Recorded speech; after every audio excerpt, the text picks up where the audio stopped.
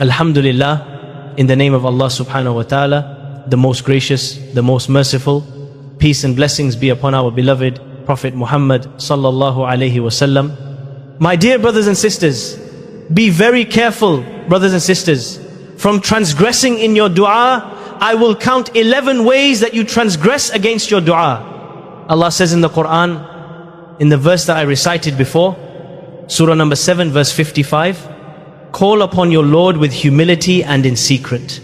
Surely He does not love transgressors in your dua. So we're going to enumerate what transgressing in your dua means. Meaning, don't cross the boundaries in how you make dua. Number 1, don't ask for supernatural, impossible things.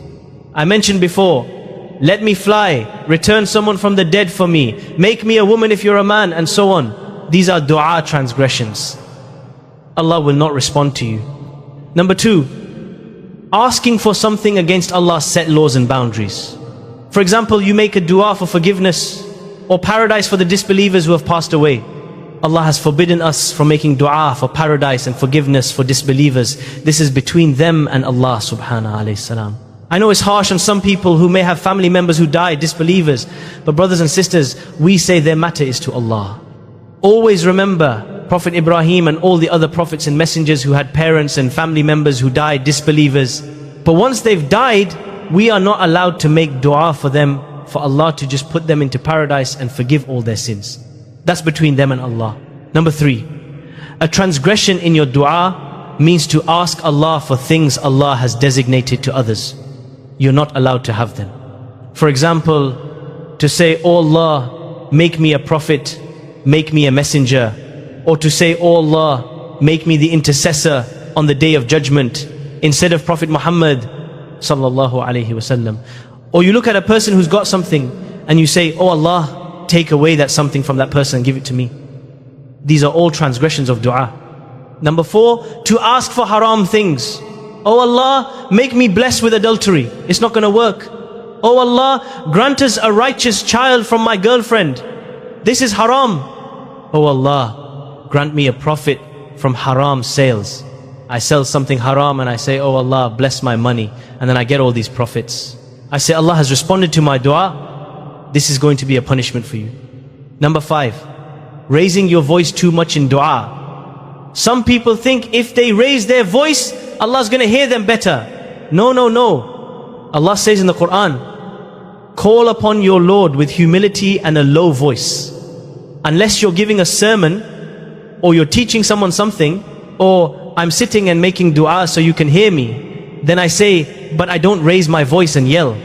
I remember Prophet Musa passing by a valley with his companions on their way, and they all got scared and started to raise their voices, saying, oh Allah, give us victory.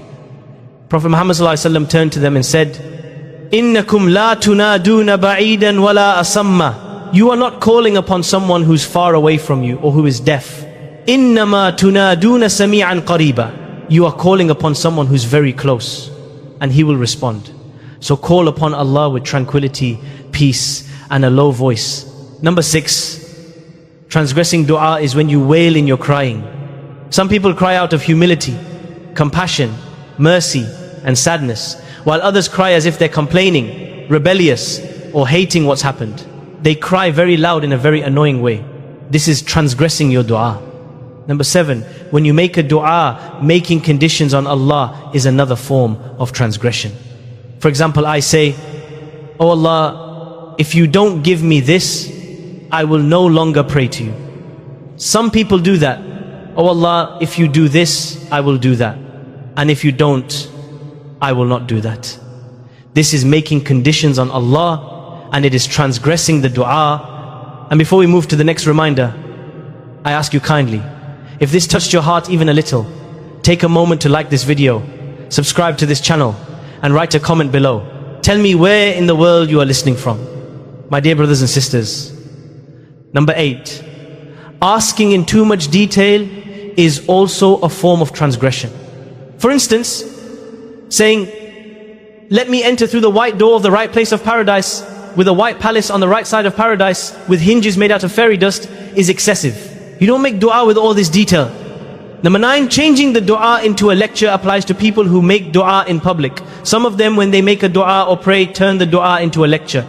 For example, they might say, "Oh Allah, the graves and the door that will open in the grave, and the darkness of the graves, and when the worms come and eat my body, and it starts to deteriorate, and I have no father or mother, and the ugliness of this and the ugliness of that, oh Allah," and everybody starts crying. You're moving the emotions, but this is transgressing the dua. Turning the dua into a lecture sometimes leads to people standing up and making dua for 40 minutes. It is no longer a dua. It becomes a lecture, and just to move the hearts. This is not a dua. Number 10, starting each and every name of Allah and making dua after mentioning each name is another form of transgression. I don't know if you've heard this before, but I've seen some people, especially when they pray or when they make dua, mention all the names of Allah and start going one by one, making dua one by one. This is transgressing the dua. Number 11, prolonging the dua when leading people in prayer, sermons or lectures is also discouraged. Imam Ahmad was asked about this. He said, if somebody is praying, let's say Taraweeh for example, and they make the dua at the end, and then after he finishes, he continues more, what should we do? He recommended stopping your prayer and leaving, because that's not the sunnah of the Prophet, peace be upon him. Subhanallah, when Ramadan comes, this is for us. When we pray, we have to deal with this with the people all the time. If I make it short, someone stops me and says, make it longer, let us get moved. If I make it long, someone stops me and says, you shouldn't make it long. Make it short. You can never make people happy. The sunnah is to make the dua short and not long, especially when people are praying behind you. Dua should be simple. Get to the point with your request, humility, honesty and sincerity. I used to say, "Oh Allah, I ask you for paradise and whatever brings me close to it. I seek refuge in you from hellfire and everything that brings me closer to it with my words and actions." The best times to make dua, among others, are number 1, the last third of the night. That's a really good time to make dua, or in the depth of the night. Number 2, in your sujood, during your prostration. Number 3, between the adhan and the iqamah. What does that mean? It means from the moment the prayer time arrives on your calendar, that's considered the adhan. If you're sitting in the mosque and you're waiting until the imam starts, in between that time, make dua. That's an acceptable time. If you're at home, for example, from the time of the adhan, you go and make wudu, dua, while you're waiting, maybe for your sibling, you're about to pray. Within that time, inshallah, is also a time when dua is accepted. Also, there are different times on Friday. There are 3 main times. Number 1, when the imam climbs up the mimbar and gives the sermon until he finishes the prayer. When should you make dua? You know, when the imam sits down in between the 2 khutbahs? In that time, make dua. When the imam comes down, make dua. In your prayer, make dua. And after the prayer, make dua. Also, in between and on Friday, all that time is a designated time where you can make dua and it's more accepted. Number 3, in the last hour before sunset. All of these are, inshallah, part of the good times on Friday. As for the rest of the day on Friday, it's all blessed, but to a lesser extent. Another time to make dua is in times of necessity and hardships. The oppressed person's dua is strong. The traveler, someone who's traveling, their dua is strong. The person who is sick, their dua is strong. While serving your parents, your dua becomes stronger. There's a story about Uwais al-Qarni, a man who lived at the time of the Prophet ﷺ. He lived away, I think it was in Yemen, maybe I could be mistaken, but he was not in Medina when the Prophet was there. He had the chance to go and see the Prophet ﷺ and meet him. Had he gone and met the Prophet ﷺ and believed in him, he would be classified as a Sahabi, a companion. But Prophet Muhammad ﷺ died and never had the chance to meet the Prophet Muhammad, peace be upon him. So he feared that he wasn't one of the companions. But Rasul ﷺ counted him as one of the righteous among the companions, but not technically in the meaning, because to be classified as a companion. But the Prophet Muhammad ﷺ advised his companions, saying, if any of you ever meet him, ask him to make dua for you, for his dua is never rejected. Why didn't Uwais al-Qarni go all the way to Medina to meet the Prophet sallallahu alaihi wasallam? One thing prevented him. He had a mother who was ill and needed him. He could not leave her. No one else could look after her. Because of her, he chose to look after his mother, and he missed out on meeting the Prophet sallallahu alaihi wasallam. Because of that, he became the strongest candidate for having his dua accepted.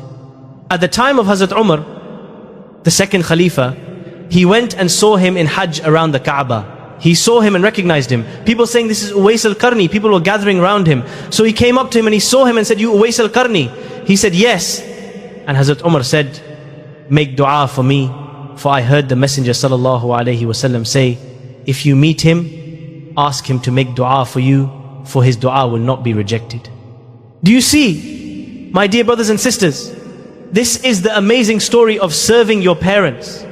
And lastly, whilst doing good deeds, anytime you do a good deed, make a dua. My beloved brothers and sisters, if this reminder touched your heart even a little, know that you are not alone. Wherever you are watching from right now, your room, your car, your phone, your bed, Allah subhanahu wa ta'ala sees you.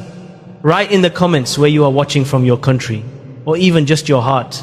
We will read them and we will make dua for you, because maybe someone across the world will mention your place in their dua, and Allah subhanahu wa ta'ala will change your life through it. If you need peace, like this video. If you need guidance, share it with someone you love. If you want to keep walking this path together, subscribe. Let us remind each other. Let us pray for each other. Let us return to Allah subhanahu wa ta'ala together. May Allah subhanahu wa ta'ala forgive us, guide us, protect us, and bring us closer to Him with every breath we take. اللهم وفقنا لدعائك كما تحب وترضى ولا تجعلنا من المعتدين في الدعاء اللهم اغفر لنا ولوالدينا وتقبل منا صالح الأعمال يا رب العالمين.